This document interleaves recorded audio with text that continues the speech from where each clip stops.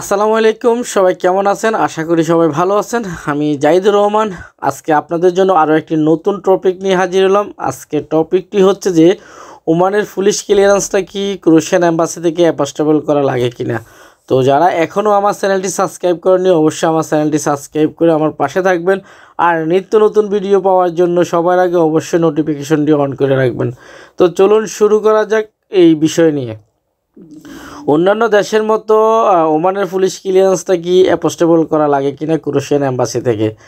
তো কাতার, Saudi, Dubai, Bahrain অন্যান্য যে রাষ্ট্রগুলো আছে অবশ্যই পুলিশ ক্লিয়ারেন্সটা বাইর করার পরে ক্রোয়েশিয়ান অ্যাম্বাসি বা বিএসএফের মাধ্যমে ওটাকে ক্রোয়েশিয়ান অ্যাপস্টেবল অবশ্যই করা লাগে বাধ্যতামূলক। কিন্তু এই বিষয়টা আমাদের ওমানের ক্ষেত্রে আলাদা।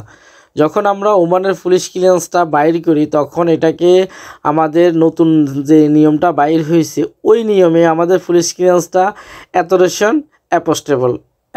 অ্যাপস্টেবল করতে হয়। তারপরে মিনিস্ট্রি অ্যান্ড খারেজিয়া সিল করতে হয়।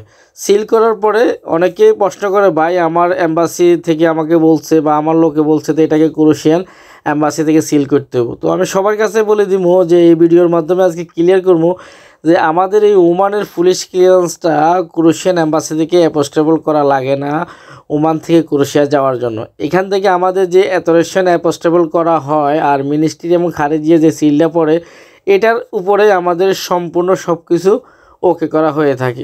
আপনারা এই যে সিলটা দেখতেছেন, অনেকে বলতেছে ভাই এই সিলটা কি ক্রোয়েশিয়ান অ্যাম্বাসি থেকে করা লাগবে কিনা। আমাদের ওমানের যে পুলিশ ক্লিয়ারেন্সটা এটা আপনারা ক্রোয়েশিয়ান অ্যাম্বাসি থেকে অ্যাপস্টেবল করা লাগবে না, এটা একবারে ক্লিয়ার।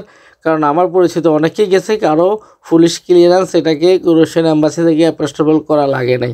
আমাদের ওমান থেকে যে উজাতুল খারেজিয়া আর মিনিস্ট্রি অ্যাপস্টেবল যেটা অনলাইন হয়, এই কাজগুলো সম্পূর্ণ করলে আমাদের ওমানের পুলিশ ক্লিয়ারেন্সের কাজটা একবারে ক্লিয়ার।